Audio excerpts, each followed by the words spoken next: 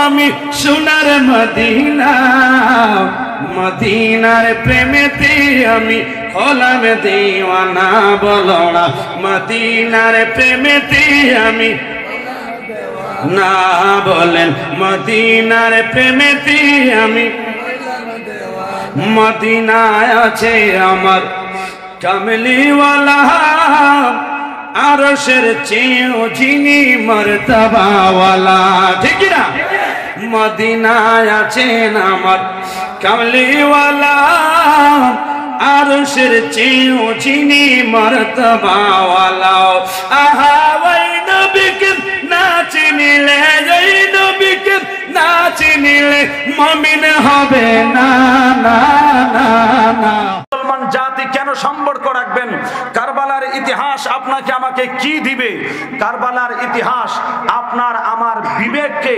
আপনার আমার দিমাগকে হক এবং না হককে ডিভাইড করার জন্য পার্থক্য নির্ণয় করার জন্য জ্ঞান দান করবে ঠিক কিনা বলেন কারণ এই কারবালার ময়দান থেকে সত্যের ঝান্ডা বুলন্দ হয়েছে আর অসত্যের নৌকা ডুবে গিয়েছে কথা বলেন ঠিক কিনা এজন্য কোন এক জ্ঞানী কোন এক শায়ের তিনার ছন্দে বলেছিলেন ইসলাম জিন্দা হতে হ্যায় হর কারবালা কি বাত জোরে বলুন সুবহানাল্লাহ কবি বলছেন এই ইসলাম নামক এই ধর্ম এই ইসলাম জাতি এই মুসলিম জাতিটা জিন্দা হয়েছে জীবিত রয়েছে প্রতিষ্ঠিত হয়েছে কারবালার ইতিহাসের বিনিময়ে সুবহানাল্লাহ বলেন তো এখন আপনারাই বলেন আজকে মাহফিল শুনতে আমরা যারা আসলাম আমরা কি সবাই বৌদ্ধ খ্রিস্টান না মুসলমান সবাই কি মুসলমান তো এই মুসলমানদের ধর্ম হলো ইসলাম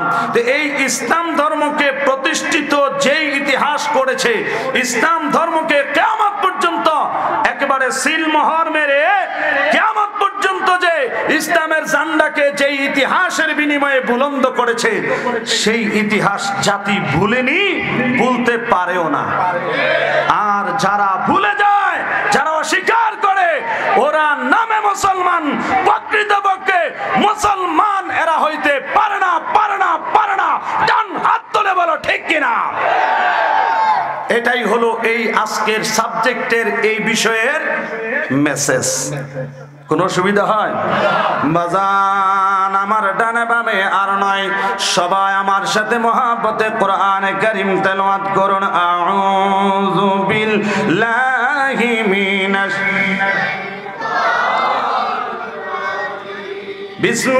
বিসমিল্লাহির রাহমানির রাহিম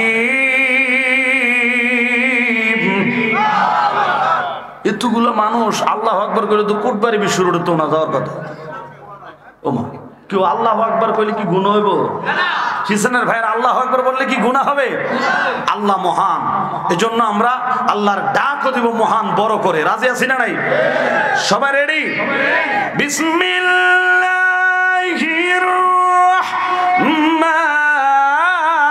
রাহমানির রাহিম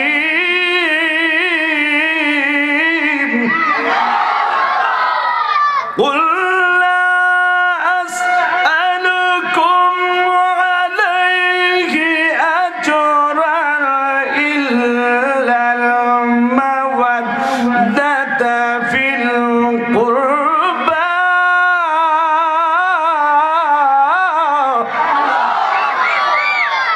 বানায়া বললাম না কোরআন থেকে সবাই বলেন কোথা থেকে বললাম কোরআনে আছে না নাই আর এটা তো কোরআনের বাগান এখানে হেফজ মাদ্রাসা রয়েছে যেখানে পবিত্র কোরআন শরীফ 30 সিফারা কোরআন মুখস্থ করা হয় কোরআন পড়েছেন এমন অনেক এখানে আছে উলামায়ে কেরাম আছেন আমার শ্রদ্ধাভাজন মুরব্বিয়ানে কেরাম উলামায়ে কেরাম এখানে আছেন কোরআনের বাহির থেকে বললেন নিশ্চয়ই তিনারা আমাকে বলবেন এটা কোরআনে নাই বাহির থেকে বলছেন ঠিক কি না বাজান আমার গভীর মনোযোগ এখন আমি জানতে চাই আল্লাহ রাব্বুল আলামিন এই কোরআনুল কারীমে যে আয়াত আমি আপনাদের সামনে তেলাওয়াত করলাম এই আয়াত যে নাজিল করলেন এই আয়াত কি সত্য না মিথ্যা আয়াত সবাই শুনলেন বলতে চায়, কি বুঝাইতে চায়, কি বললো এটা হয়তো আমরা জানি নাই, বুঝি নাই।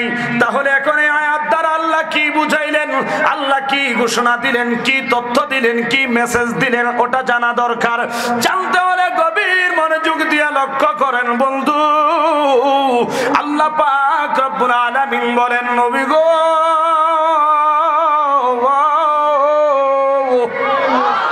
ইয়া রাসূলুল্লাহ, নবী, নবী গো, আপনি আপনার উম্মতকে জানায়া দেন।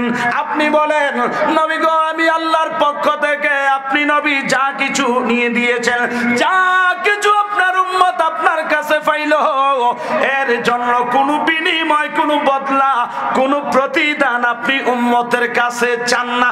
সুবহানাল্লাহ। আল্লাহ নবীরে বললেন, আল্লাহর বাণী আমার নবীর জবান মুবারক দ্বারা আমার নবী প্রকাশ করে জগতে শুনি। এবারে নবী কয়, উম্মত, আমি আল্লাহর পক্ষ থেকে যা কিছু এনে তোমাদেরকে দিলাম, এর জন্য কোনো বিনিময় চাই না, কোনো প্রতিদান চাই না, কোনো বদলা চাই না। একটা জিনিস তোমাদের কাছে চাই। কয়টা জিনিস? তো বলে, হুজুর এটা কি? ইল্লাল মাওয়াদ্দাতা ফিল কুরবা,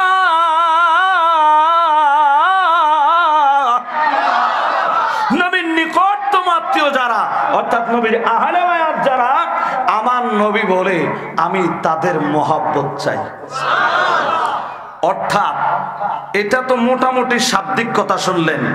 এখন আপনারা বুঝেন মতো করে, আপনারা বুঝার মতো করে তাফসীর হলো, ব্যাখ্যা হলো, আমার নবী আল্লাহর কাছ থেকে এই উম্মতের জন্য যত নিয়ামত এনে দিয়েছেন, যা কিছু আনছেন, আমার নবীকে উম্মত বিনিময়ে আমারে কিছু দেওয়া লাগতো না, একটা জিনিস দিও। নবীকে কি দিতাম? কই, এটা হইলো তোমরা আমার আহলে বায়াতরে ভালোবাসো। তো আয়াত বাণীটা কোরআনের কার? আল্লাহর বাণী। আল্লাহ কয়, কুল, বন্ধু আপনি বলেন, আমি বইলা দিছি, আপনি জানাইয়া দেন, ঘোষণা করে দেন, এই মেসেজটা দিয়ে দেন।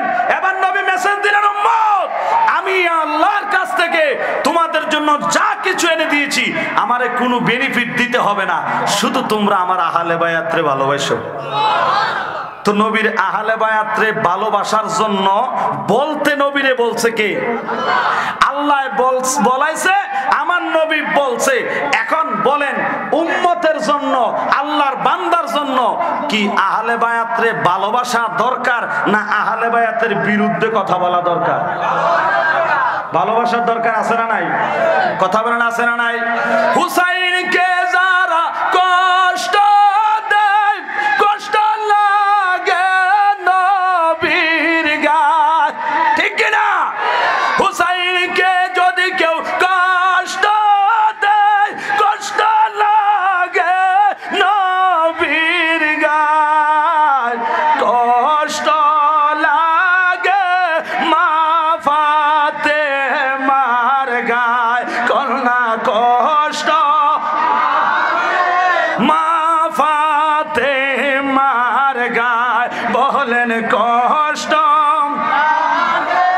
মা ফাতেমার গায়। জবানটা খুলে কি একবার বলা যাবে আল্লাহু আকবার? এবার আমার নবী কয়, উম্মত, যারা আমার আহলে বায়াতকে ভালোবাসবে, তারা যেন আমি নবীরে ভালোবাসলো। সুবহানাল্লাহ। এবার বলেন, আমরা উম্মত হিসাবে আমাদের নবীর ভালোবাসার দরকার আসেনি? কারা কারা নবীর ভালোবাসার দরকার এটা বিশ্বাস করেন? দুইটা হাত তুলে দেখান, দুই হাত উঁচা করে। আল্লাহু আকবার।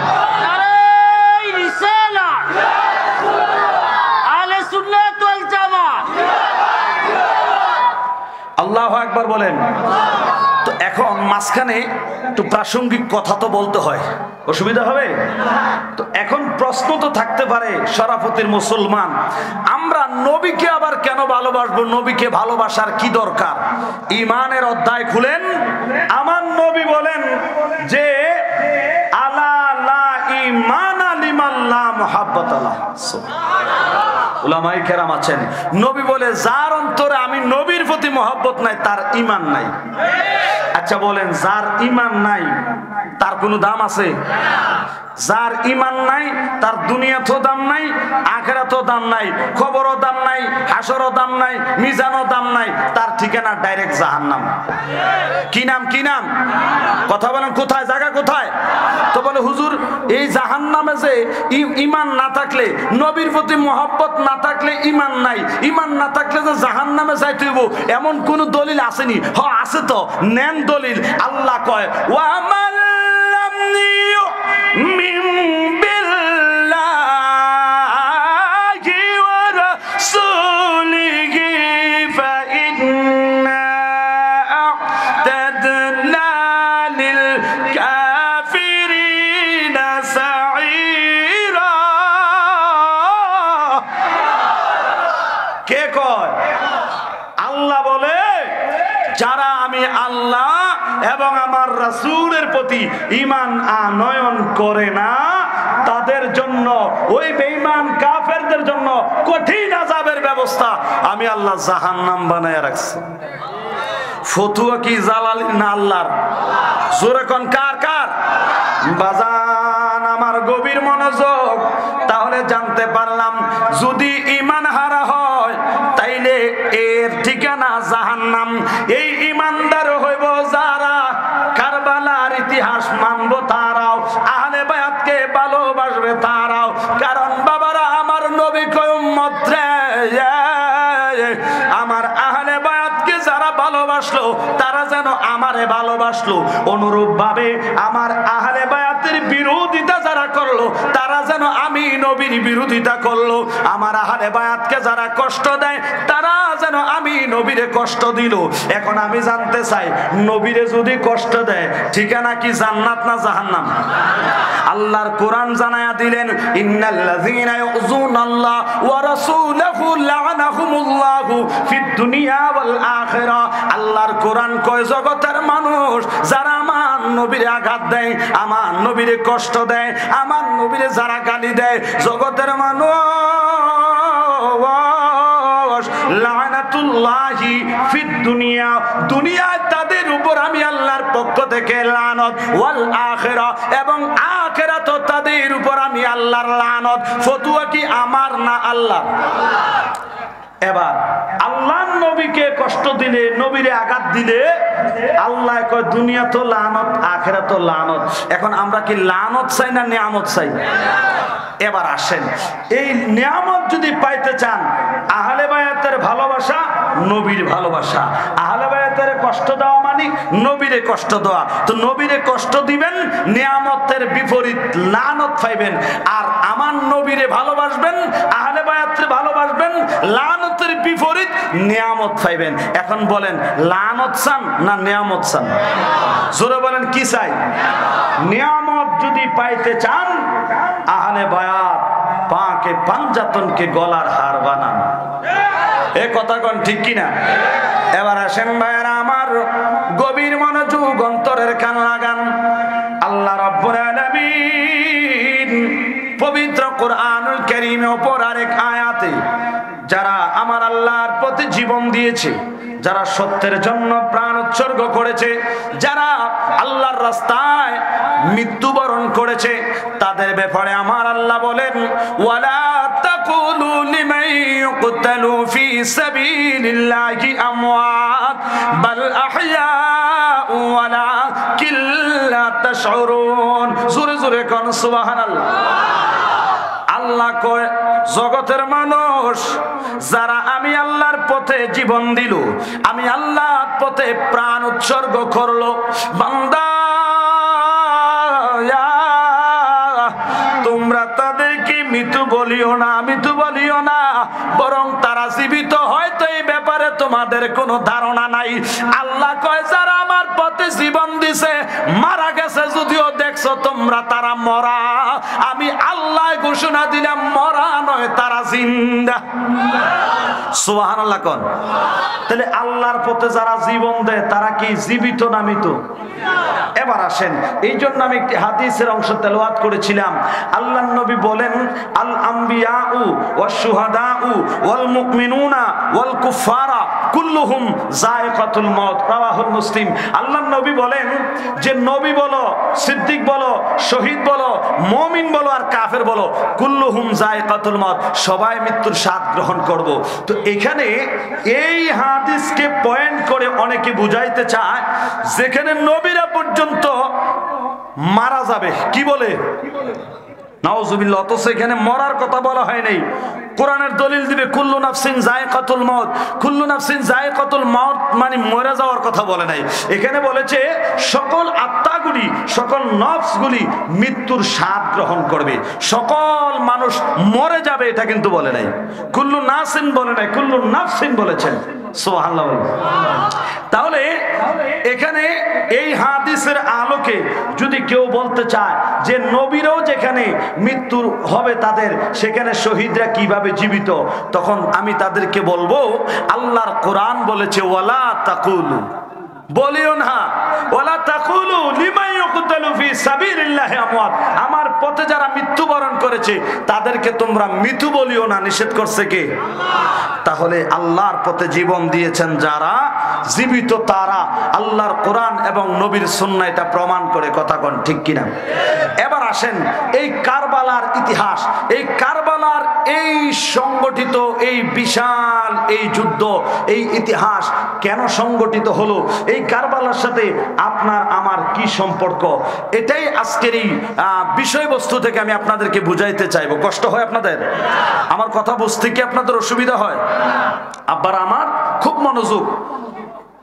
আল্লাহ পাক রব্বুল আলামিন যুগে যুগে কালে কালে যত নবী রাসূল পাঠিয়েছেন পথভ্রষ্ট মানুষকে সঠিক রাস্তা দেখানোর জন্য, অন্ধকার থেকে আলোর পথ দেখানোর জন্য, জাহান্নামী থেকে জান্নাতি করার জন্য, হেদায়েতের বাণী যুগে যুগে আল্লাহর পক্ষ থেকে নবী রাসূলরা এক একজন প্রতিনিধি অভিভাবক আল্লাহ প্রেরণ করেছেন, তারা সেই আহ্বান করেছেন।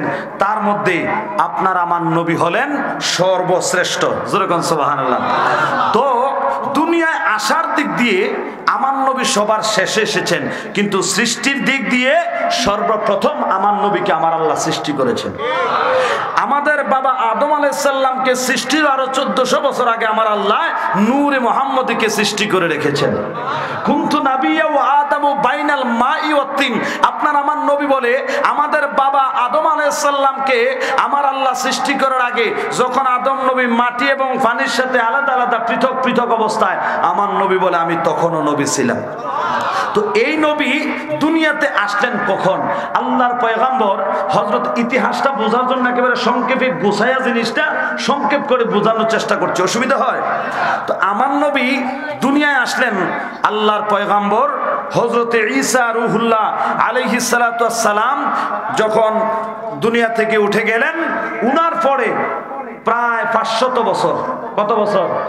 500 বছর জামানায় কোনো নবী নাই, কোনো অভিভাবক নাই, মানে কোনো গার্জিয়ান নাই, যার যেইভাবে মনে চাইছে ওইভাবে চলছে। কেউ গাছেরে কয় খোদা, কেউ মাছেরে কয় খোদা, কেউ আগুনের খোদা কয়, কেউ মাটি দিয়া বড় করে খোদা বানায়, কেউ মেজো খোদা, কেউ সেজো খোদা, কেউ সুডু খোদা, কেউ একটু মোড়া করে বানায়, কেউ একটু ডাক করে বানায়, কেউ একটু লিপস্টিক আলতা সুনু দিয়া সাজাইয়া খোদা বানায়। নাউজুবিল্লাহ কইতেন না? খোদার শেষ নাই, কত রকমের খোদা। আচ্ছা বলেন আল্লাহ কি এক না দুই? আস্তে কোন। একটা সময় এক আল্লাহ এটা কেউ মানতো না, কেউ বিশ্বাস করতো না, কারণ কথায় আছে সর্দার ছাড়া গাও আর মাঝি ছাড়া নাও, কথা কর। যেই গ্রামে সর্দার নাই, মুরব্বী নাই, ওই গ্রামে কোনো ডিসিপ্লিন নাই। যেই ফ্যামিলিতে গার্জিয়ান নাই, ওই ফ্যামিলির কোনো শৃঙ্খলা নাই। যেই নৌকার মধ্যে, নাওয়ের মধ্যে মাঝি নাই, এই নৌকার নির্দিষ্ট কোনো ঘাট নাই, যেদিকে ঢেউ ওই দিকে যায়, কথা কন ঠিক কিনা? তো জামানা এমন হয়ে গেল, মানুষ অন্ধকার আচ্ছন্ন হয়ে গেল, বর্বরতায় মানুষ ছেয়ে গেল, অন্যায় অত্যাচার জুলুম জেনা বেবিচার গুনাহের মধ্যে মানুষ লিপ্ত হয়ে গেল। যুগের এই ক্লান্তি লগ্নে মহান রব্বুল আলামিন আপনার আমার কামলেওয়ালা দয়াল নবী রাহমাতাল লিল আলামিন নবীকে এই ধরাধামে প্রেরণ করেছেন। সুবহানাল্লাহ। এই ধরাধামে আপনার আমার নবীকে প্রেরণ করেছেন। তো কেন প্রেরণ করেছেন আল্লাহ সেটাও কোরআনুল কারীমের মাধ্যমে আল্লাহ জানাইয়া দিলেন। খুলেন আল্লাহর কোরআন 26 নম্বর পারা সূরাতুল ফাতহ। আমার আল্লাহ বলেন, বিসমিল্লাহির রাহমানির রাহিম, হুয়াল্লাযী আরসালা রাসূলাহু বিল হুদা ওয়া দীনিল হক লিইয়ুযহিরাহু আলাদ-দীনি কুল্লিহি ওয়া কাফা বিল্লাহি শাহীদা।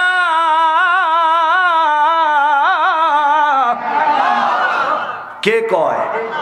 আল্লাহ বলেন, আল্লাহ বলেন সেই সত্তা, আমি সেই সত্তা যিনি আল্লাহর নবী রাহমাতুল লিল আলামিন নবীকে সত্য দ্বীন ইসলাম দিয়ে এই ধরা দামে প্রেরণ করেছেন। কে প্রেরণ করেছেন? আল্লাহ গো। আল্লাহ কেন প্রেরণ করলেন? লিইয়ুযহিরাহু আলাদ-দীনি কুল্লি, আমার আল্লাহ সত্য ধর্ম দিয়ে, সত্য ইসলাম দিয়ে এই কারণে পাঠাইলেন যাতে করে সকল ধর্মগুলোর মধ্য থেকে সত্য ধর্মটা বিজয় লাভ করে। সকল ধর্মের মধ্যে যাতে সত্য ধর্মটার পতাকাটা বুলন্দ হয়, সুবহানাল্লাহ, লিইয়ুযহিরা যাতে প্রকাশিত হয়, আলাদ-দীনি কুল্লি সকল দিন, সকল ধর্ম। কেউ বড় খোদা মানে, কেউ গাছের খোদা মানে, কেউ মাছের খোদা মানে, এইভাবে যত রকমের মূর্তি পূজা, অগ্নি পূজক আছে, যে যে এক এক রকমের যার যার মনের মতো করে ধর্ম বানাইয়া ধর্ম বিশ্বাসী, সকল ধর্মগুলোর মধ্যে আসল ধর্ম, সাচ্চা ধর্ম, সঠিক ধর্মকে প্রতিষ্ঠিত করার জন্য, জয়যুক্ত করার জন্য সত্য ধর্ম দিয়ে আল্লাহ সত্য দ্বীন ইসলাম দিয়ে আপনার আমার কামলিওয়ালা দয়াল নবীকে এই ধরাধামে প্রেরণ করেছেন। জোরে কোন সুবহানাল্লাহ। তো এখন সত্য ধর্ম দিয়াতে আল্লাহ নবীরে পাঠাইছে, কোন সাক্ষী আসেনি হুজুর?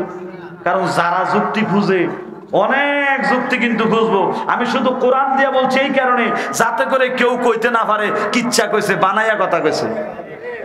আমার কথা কয় না, কারণ এই শরাফাতি নয় শুধু, এই বরুড়া নয় শুধু, গোটা বাংলাদেশ আমরা সব মুসলমান এক। সবচেয়ে বড় পরিচয় আমরা মানুষ, আমরা ধর্ম ইসলাম, আমরা মুসলমান, আমরা আল্লাহ এক, কোরআন এক। আমরা দলাদলি এরা এরকম কয়, ওরা এমন কয়, এগুলার মধ্যে আমরা নাই। কোরআন এবং সুন্নাহ যা বলে আমরা ওইটাতে আছি। কথা কোন ঠিক কিনা? এই জন্য কোরআন দিয়ে বলছি, অসুবিধা হয় তো আব্বার আমার কষ্ট হয় মনে হয়, খারাপ লাগতেছে। এবার দেখেন তো বলে হুজুর কোন সাক্ষী আসেনি। ওই সময় তো আমরা বরুড়ার উত্তর ফারাকন, দক্ষিণ ফারাকন, মধ্যম ফারাকন, বরুড়ায় তো এই সময় নাই, নাই তো নাই, কেউই নাই। তো সত্য দিন দিয়েছে আসলে নবীরে পাঠাইছে, এটার কি কোনো সাক্ষী আসেনি? সাক্ষী আপনারা লাগবো নি? লাগবো বলে কি আসে কইলেন? সাক্ষী বলে লাগবো। আচ্ছা লাগবো এজন কইছেন তো লন মুরব্বী, ক্যাসলন সাক্ষী দা আল্লাহর কোরআন থেকে লন, অসুবিধা হইব? ওয়াকাফা বিল্লাহি শাহীদা। সাক্ষী পাইছেন? কসু পাইছেন? বুঝ জেনে না বলো হুজুর বুঝাই দেন। আল্লাহ আকবার কইছেন না?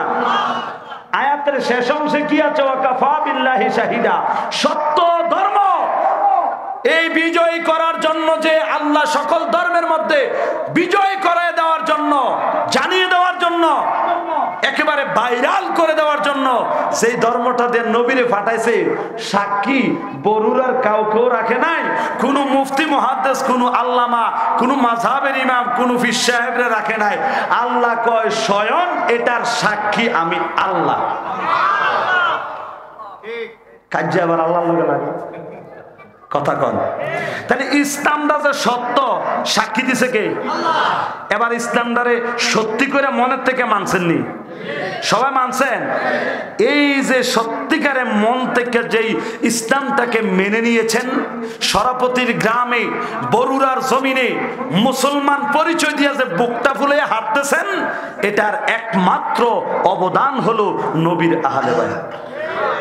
এটার একমাত্র অবদান হলো আমার নবীর কলিজার টুকরা ইমাম হুসাইন রাদিয়াল্লাহু তাআলা আনহুর গর্দান মুবারক।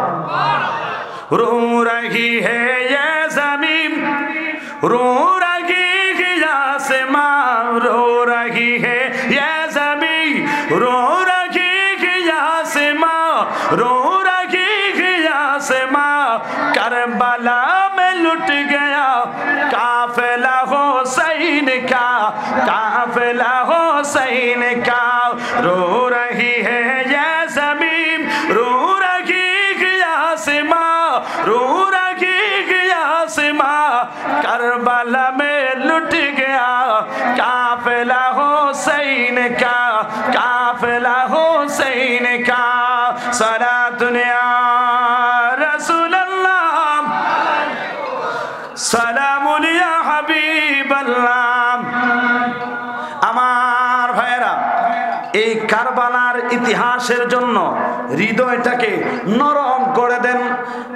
শায়ের বলতেছে, ওই কারবালার ময়দানে এই বর্বরতা যেদিন ঘটল, আমার নবীর আওলাদকে যখন শাহাদাত করলো, আমার নবীর আওলাদকে যখন শহীদ করে দিল, ওই মুহূর্তে এই দৃশ্য দেখে রু রহি আসমা, আল্লাহর আসমান পর্যন্ত নবীর আওলাদ ইমাম হুসাইনের দুঃখে অজর নয়নে কেঁদেছে। জোরে জোরে কোন সুবহানাল্লাহ। খুলেন ভাইরা আমার বারাত তাকরীর শামে কারবালা কিতাব সাক্ষী দেয় ভাইরা আমার, ওই কারবালার প্রান্তরে সত্যের জন্য, ইসলামের জন্য, দ্বীনের জন্য, সত্য ধর্মটাকে কিছু দুষ্ট চক্র, কিছু জালিমেরা, নামদারি মুসলমান, ওরা পরিচয় মুসলমান ছিল, নামাজি ছিল, কোরআন পড়নেওয়ালা ছিল, দাড়িওয়ালা ছিল, টুপিওয়ালা ছিল, পাঞ্জাবিওয়ালা ছিল, পাগড়িওয়ালা, নামাজি, একেবারে বেশে বসে মুসলমান।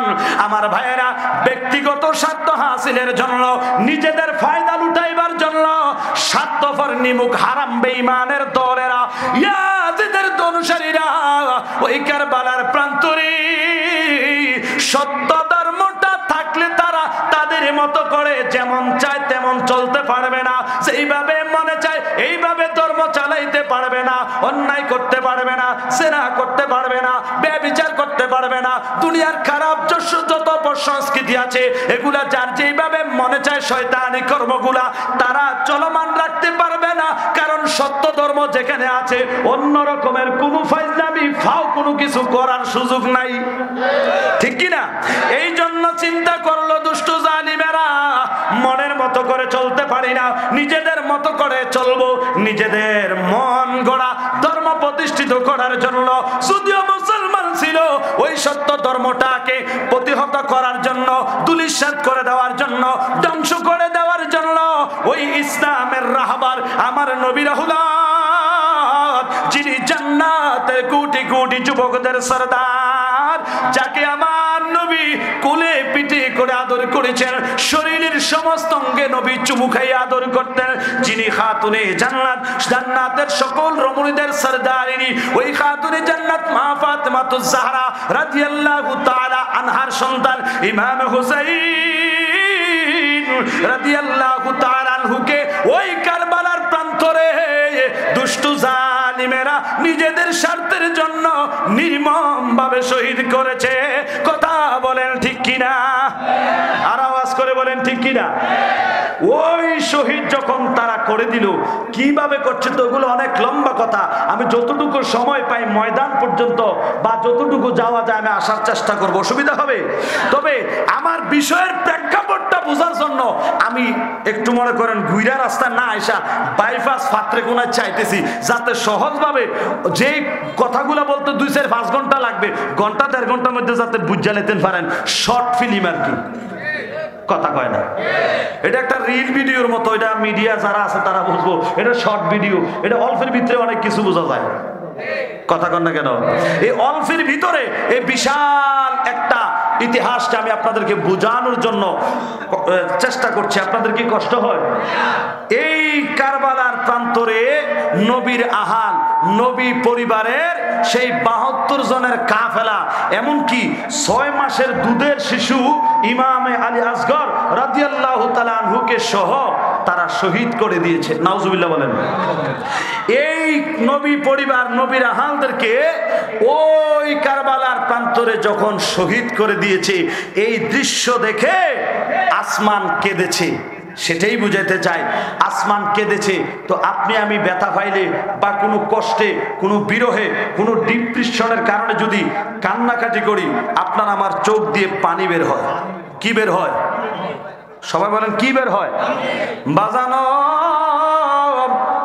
নবী পরিবার যখন কারবালার প্রান্তরে শাহাদাত বরণ করলো, কিতাব সাক্ষী দেয় টানা 3 দিন আকাশ থেকে বৃষ্টি যেইভাবে হয়,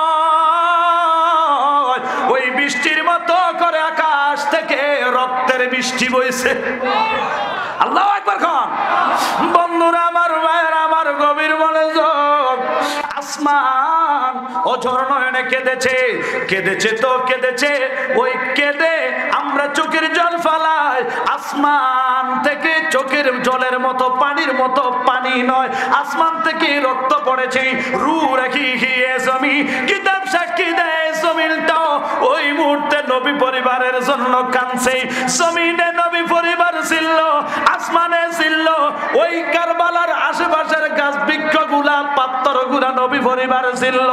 নামাজ পড়িয়া, মুসল্লি হইয়া, দাড়ি রাখিয়া, মুসলমান পরিচয় দিয়া, দাড়ি ডুবি জুব্বা লাগাইয়া, মৌলবী হইয়াও অনেকে ওই নবী এবং নবী পরিবার চিনে নাই, চিনে নাই, চিনে নাই। এমন হতভাগা বাদাইম্মা বর্তমানে ওই যুগে আছে না নাই? তুই হাত তুলে বলুন, আছে না নাই? আছে না নাই? আল্লাহু আকবার কোন। তাহলে এরা কারা আর এদের বিপক্ষে হুসাইনের পক্ষে কারা, এটা চিনার জন্য আপনাকে ইতিহাস সংরক্ষণ করতে হবে। কথা কন না কেন? আমার ভাইয়েরা, জমিন কিভাবে কাঁদলো? কিতাব সাক্ষী দেয় কোন পাথর যখন ওই মুহূর্তে কি করা হতো? উঠানো হতো, ওই পাথরের নিচ থেকে রক্ত হতো। আল্লাহু আকবার। কোন গাছের মধ্যে যদি আঘাত করত, কাটার জন্য যদি এইভাবে আঘাত করত, সাথে সাথে গাছ থেকে কষ বের হয় নাই, রক্ত বের হতো। তাহলে চিন্তা করেন, গাছ, বৃক্ষ, তরুলতা সব কিছু নবী পরিবারের সেই বিরহে সেদিন কেঁদেছে। কিন্তু পাষাণ্ড এজিদ বাহিনী, নামদারি মুনাফেক মুসলমান, তাদের হৃদয়ে বিন্দু মাত্র সেদিন কাঁদে নাই। কথা বলেন ঠিক কিনা বলেন? আমার ভাইয়েরা, গভীর মনোযোগ, অন্তরের কান লাগান। তো এখন বলে হুজুর এক এক জায়গায় যাই, এক এক মাহফিলে যাই। যখন আমরা যাই, যাওয়ার পরে কারবালার এখান থেকে একটা ইতিহাস শুনি অথবা ওইখানের একটা ইতিহাস শুনি। কারণ একটা মাহফিলের মধ্যে কোনো আলেম, কোনো বক্তা কারবালার এই সকল প্রেক্ষাপটগুলি, বিষয়গুলি আলোচনা করে শ্রোতারে বোঝানো সম্ভব না, কারণ এটা ব্যাপক একটা বিষয়। তো এই কারণে গোটা কারবালার কাহিনীটা আসলে কি, 100টা ওয়াজ মাহফিলে যাইয়া যা শুনতে নিলে, সংরক্ষণ করতে নিলে, আজকের একটা মাহফিল থেকে পুরা কাহিনীটা, ঘটনাটা কি বুঝাই দেওয়ার চেষ্টা করতেছি। অসুবিধা হবে? এবং বুঝবেন যদি মনোযোগ সহকারে লাস্ট পর্যন্ত শোনেন, কষ্ট হবে। কারণ এখানে বিস্তারিত ইমাম কাসেম কিভাবে শহীদ হলো, ইমাম আলী আকবর কিভাবে শহীদ হলো, 72 জনের এক একজন কিভাবে, কে কিভাবে শহীদ হলো, এগুলো এক একভাবে বলতে গেলে তো এক একটা ওয়াজ হয়। কথা বলেন ঠিক কিনা? কারবালার ঘটনা হয়েছে, কারবালা যুদ্ধ হয়েছে, কারবালায় এত ঘটনা হয়েছে, আমরা এগুলা জানছি। এখন আজকে জানতে চাই, হুজুর ইমাম আলী আকবর হইতে, আলী আসগর হইতে শুরু করে যা আছে সব কিছুকে এইভাবে হত্যা করলো, এইভাবে শহীদ করে দিল। আসলে মূল কাহিনী কি, ঘটনা কি, এই যুদ্ধ কি, তখন কি আওয়ামী লীগ বিএনপি ছিল না, কি লইয়া তারা দ্বন্দ্বটা, তলিয়ে তো কাহিনীটা বুঝতে নেবেন। কথা কয় না আওয়ামী লীগ। আবার কেউ মনে করে না রাজনীতির কথা, আমি বুঝার জন্য, অসুবিধা হয়। এটা আওয়ামী লীগ বিএনপির ঝগড়া নয়, এটা হলো ইমানদার আর বেঈমানের ঝগড়া। হক এবং বাতিলের পরিচয় করে দেওয়ার ঝগড়া। কথা কোন ঠিক কিনা? বন্ধুরা আমার, ভাইয়েরা আমার, গভীর গভীর মনোযোগ।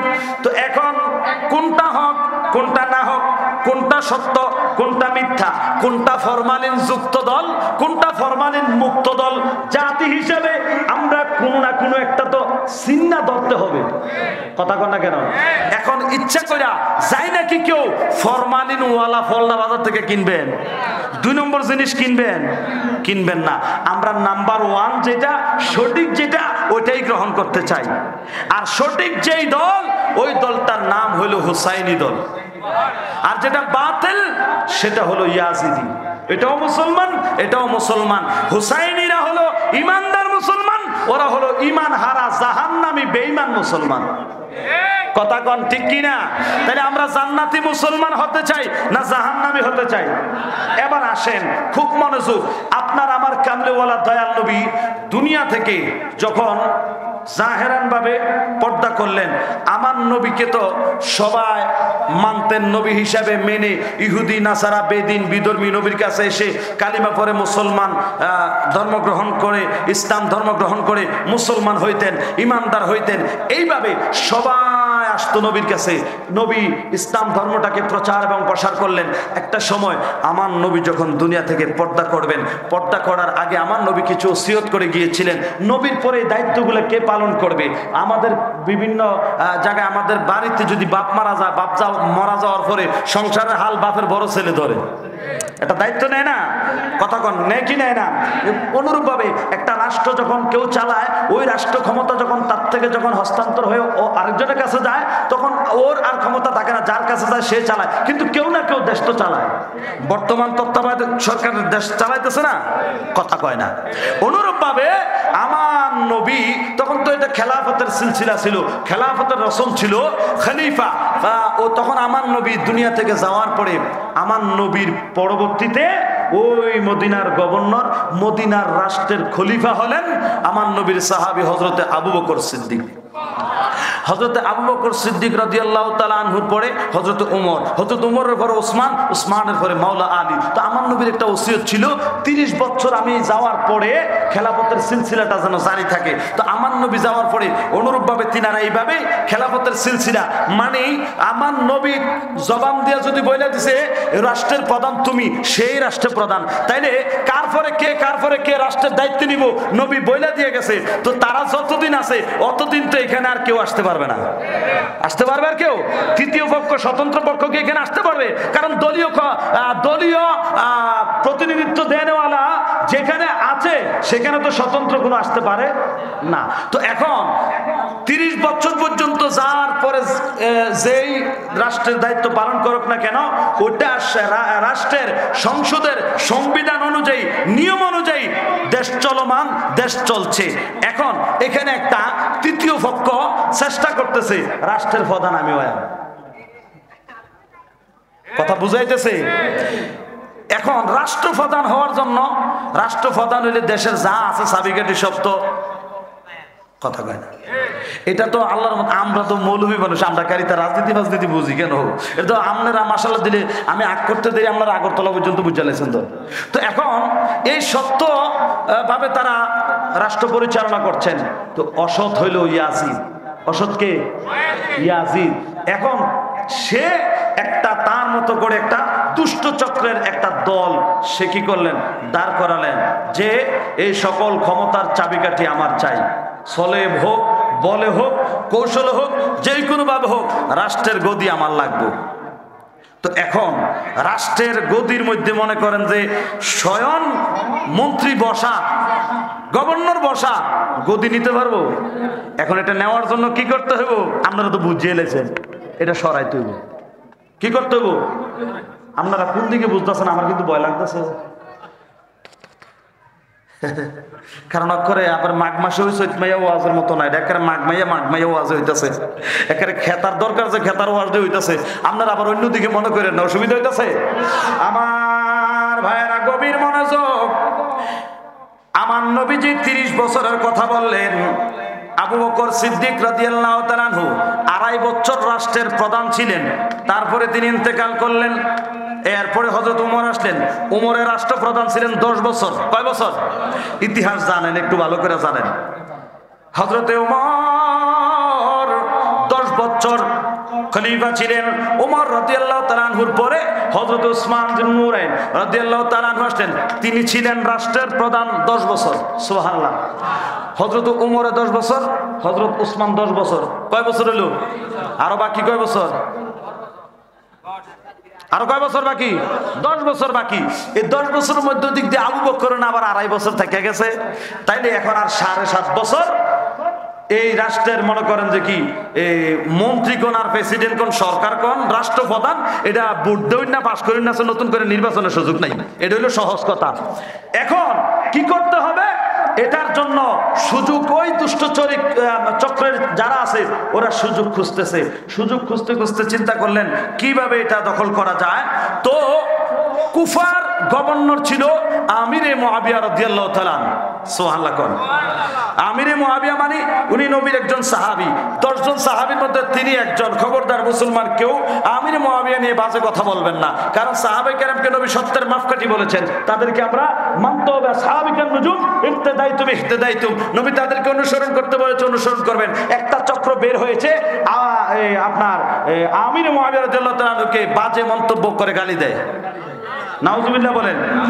এখন কেন দেখেন, ওই ইয়াজিদের বাপ হইলো আমিরে মুআবিয়া। এখন আলেমের ঘরও কি জালেম হয় না? এই বহুত ইমাম সাহেবের ঘরও সুর সুরতা হয় না, লুচ্চা বদমাশ হয় না? আবার বহুত বদমাশের ঘরে দেখবেন আলেম হয়ে গেছি। এখন যে ফাফি, এটা তো তার কর্ম, এটা তার দোষ, বাপের তো দোষ না।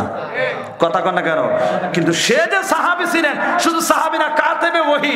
আল্লাহর কাছ থেকে নবীর কাছে ওহী আসলে যারা লিখতেন রাইটার, ওদেরকে কাতেব বলা হয়। তো আল্লাহর পক্ষ থেকে ওহীগুলো আসলে যে 10 জন জ্ঞানী জ্ঞানী বিজ্ঞ কবি এই ওহীগুলো লিখতেন, 10 জনের মধ্যে তিনি আমিরে মুআবিয়া কুফার গভর্নর মানে ইয়াজিদের বাপ, তিনি একজন।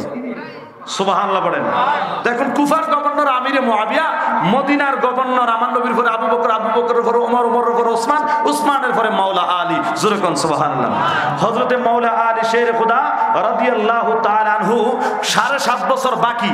এই টাইমে উনি ক্ষমতায় আসলেন। আসার পরে উনি ছিলেন 7 বছর। কয় বছর? এখন তো আরো 6 মাস দেশ চালানোর ক্ষমতা নবী পরিবারের মধ্যে রয়েছে। কথা কন ঠিক কিনা? এখন মদিনার বড় বড় মুরব্বী সাহাবায়ে কেরাম যারা ছিলেন নবীর একনিষ্ঠ কাছের প্রিয় সাহাবী, যারা সবাই মিলে মুরব্বীর একটা সিদ্ধান্ত নিলেন যে সবচাইতে দামি নবীর আওলাদ। তো যেখানে মাওলা আলী, এখানে ওনাদের হযরত আবু বকর, ওমর, ওসমান, মাওলা আলী, ওনাদের শাহাদাতের কথাও যদি বলতে যায় এগুলো অনেক সময় লাগবে। ওনারা স্বাভাবিকভাবে ইন্তেকাল করেন নাই, ওনাদেরকে হত্যা করা হয়েছে। তাও আবার কি মসজিদের ভিতরে সেজদাত আছে, এমন টাইমে আরেক মুসল্লি তাড়াতাড়ি সরকার মরস না কাছুরি দিয়া খুব দিয়ে তলোয়ার দিয়ে কল্লা ভালাই দিছে সেজদার মধ্যে। এরাও মুসলমান। কথা কয় না? আমার ভাইয়েরা গভীর মনোযোগ, অন্তরের কান লাগান বাজালো। রাষ্ট্র ক্ষমতা নবী পরিবারের মধ্যে এখনো 6 মাস বাকি। হযরতে মাওলা আলী কাররামাল্লাহু ওয়াজহুল কারীম, আমার নবীর মেয়ের জামাতা মাওলা আলী ইমাম হাসান হুসাইনের বাপ, তিনি কুফায় গেলেন রাষ্ট্রীয় সফরে। কি সফরে? রাষ্ট্রীয় সফরে। কুফার গভর্নর আমিরে মুআবিয়া রাদিয়াল্লাহু তাআলা একটা চিঠি লিখলেন, হুজুর আমার বয়স হয়েছে, একসাথে যাদেরকে নিয়ে চলতাম, আবু বকরও চলে গেল, উমরও চলে গেল, উসমানও চলে গেল, আমিও না জানি কখন চলে যাই। ও নবী, আহলে বায়াতের সদস্য মাওলা আলী, আপনাকে রাষ্ট্রীয় মর্যাদায়, রাষ্ট্রীয় আনুষ্ঠানিকতার মাধ্যমে আপনি বর্তমান মদিনার গভর্নর। কুফায় আমি রাষ্ট্রীয়ভাবে আপনার একটা উপস্থিতি আশা করি, যেখানে রাষ্ট্রের সর্বস্তরের জনগণ সামনে থাকবে। রাষ্ট্রীয়ভাবে দাওয়াত করা হলো। মাওলা আলী রাষ্ট্রীয় সফরে, মদিনার গভর্নর কুফার গভর্নরের দাওয়াতে, মানে মদিনার সরকার কুফার সরকারের দাওয়াতে কুফা শহরের সফরে গেছে। সুবহানাল্লাহ। এই খবর কুফার গভর্নর আমিরে মুআবিয়ার ফুত দুষ্ট জালিম এজিদে পাইছে। মদিনার গভর্নর আমরা দেশে বলে আইছে, কহ আইছে তো শেষ করে না।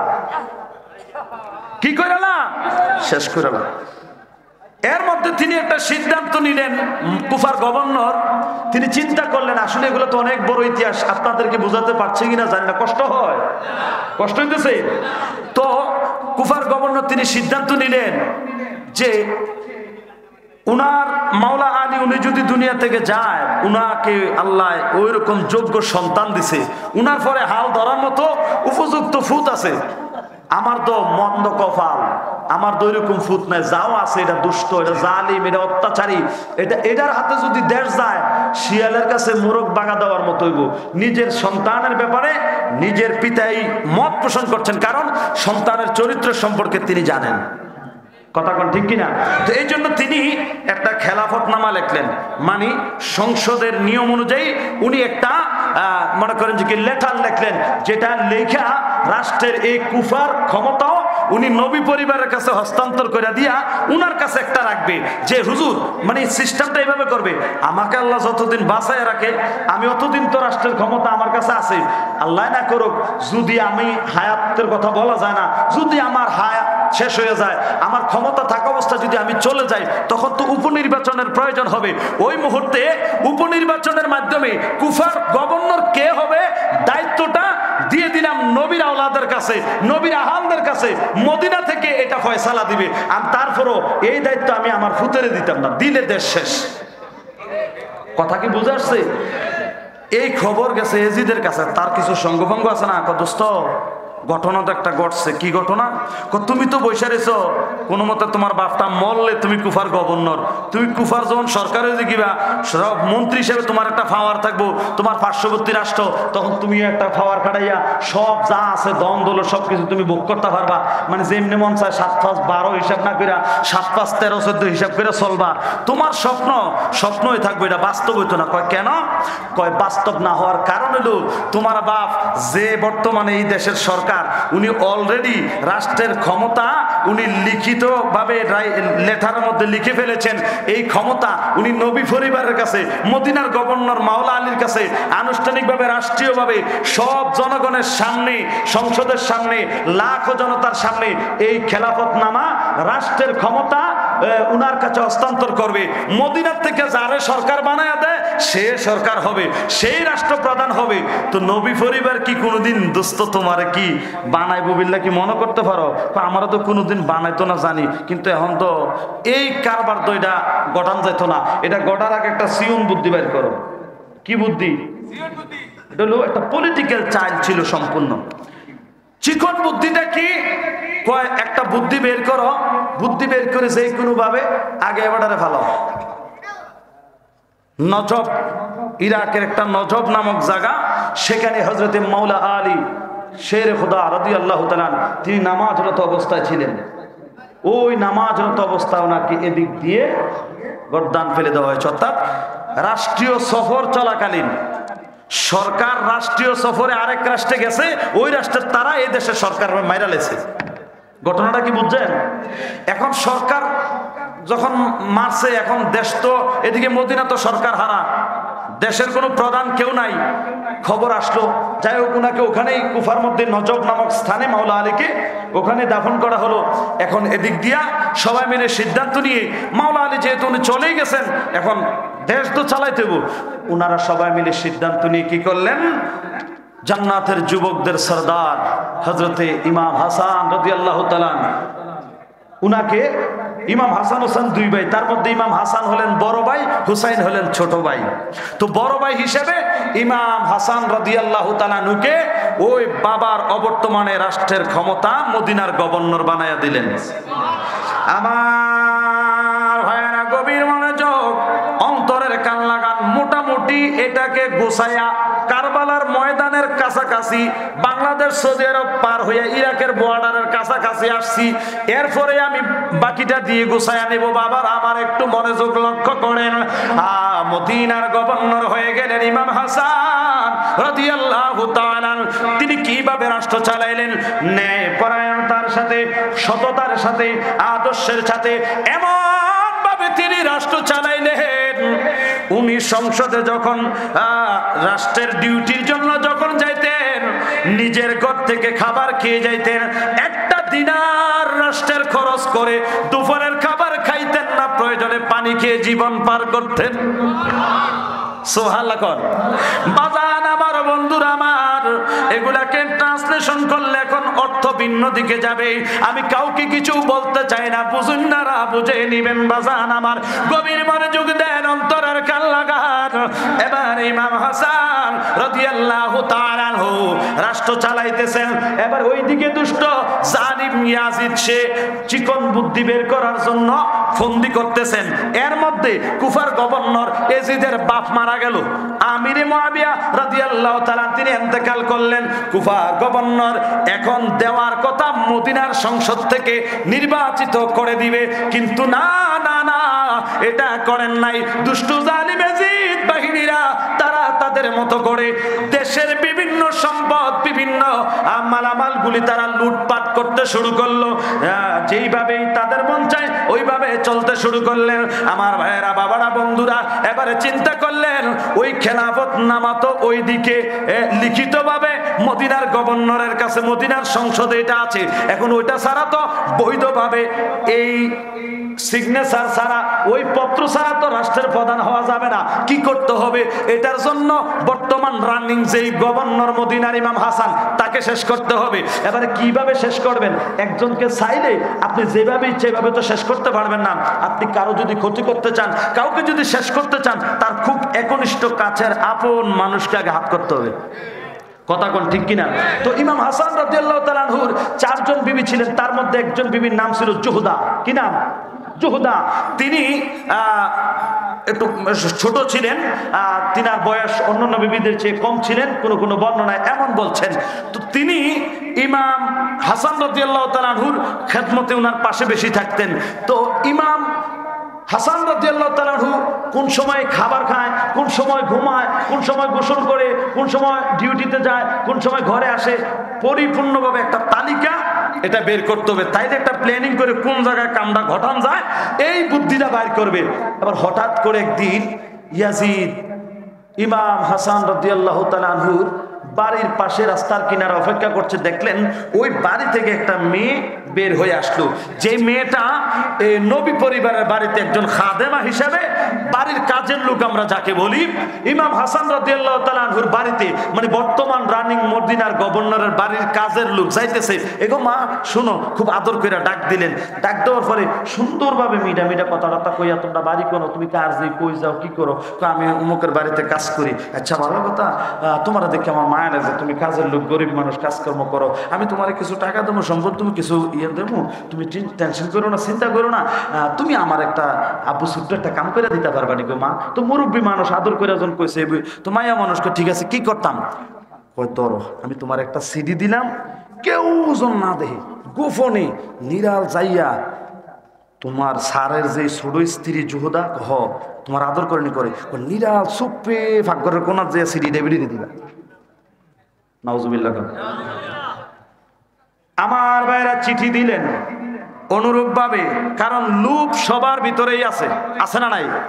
ওই লোভের কারণে ওই নবী পরিবারের কাজের মেয়েটা ওই চিঠি নিয়ে ইমাম হাসান রাদিয়াল্লাহু তাআলা আনহুর বিবি জুহদার কাছে দিলেন। কানে কানে বললেন, একজন ধনী লোক, বড় একজন স্যার, উনি কোন রাষ্ট্রের জানি গভর্নর, অনেক নামি দামি মানুষ, খুব ভিআইপি লোক, এই চিঠিটা গোপনে আপনার কাছে দেওয়ার জন্য বলছে। তো নারীরা তো একটু অবলা, নললা, সরলা, কথা কয় না? আমরা সরাবতী রিতান দিয়ে আবার বালা ফটাই তারে না না, এই গ্রাম আবার রিতান দিয়ে এমন না, ফর্দার আড়ালে মা বোনটা তো আবার রাগবো। আল্লাহ হেদায়েত দান করুক, জোরে কোন আমিন। বাজান আমার ওইদিকে যাওয়ার সময় নেই, খুব মনোযোগ। এবার চিঠি দিলেন, গোপনে পড়লো।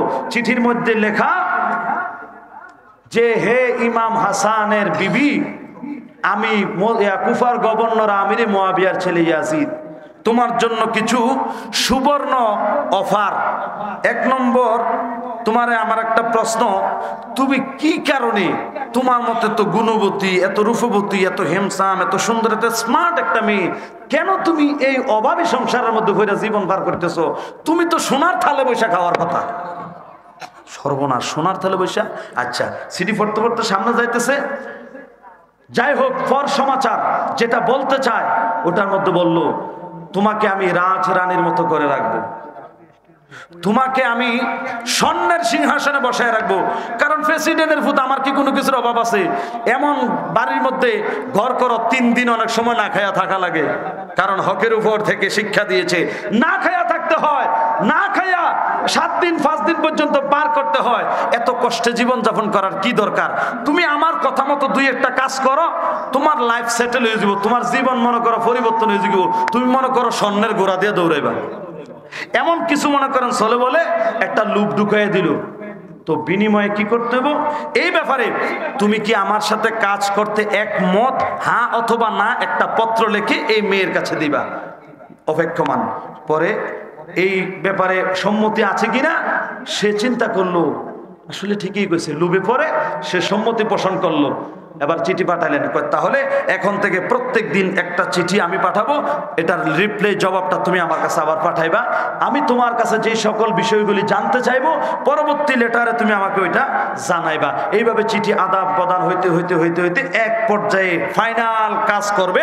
কাজ করার জন্য ডিসিশন নিলেন ইমাম হাসানের খাবারের শিডিউল কি, উনি কি খাইতে পছন্দ করে, কোন সময় খাবার খায়, কোন সময় ঘুমাইতে যায়, কোন সময় ঘুম থেকে ওঠে, কোন সময় নামাজ পড়ে। তো উনার স্বভাব ছিল ইমাম হাসান রাদিয়াল্লাহু তাআলা বিকালবেলা তিনি সংসদ থেকে বাড়িতে আসার পরে আসর মাগরিব এশা পরে 2টা খেয়ে খুব তাড়াতাড়ি শুয়ে পড়তেন।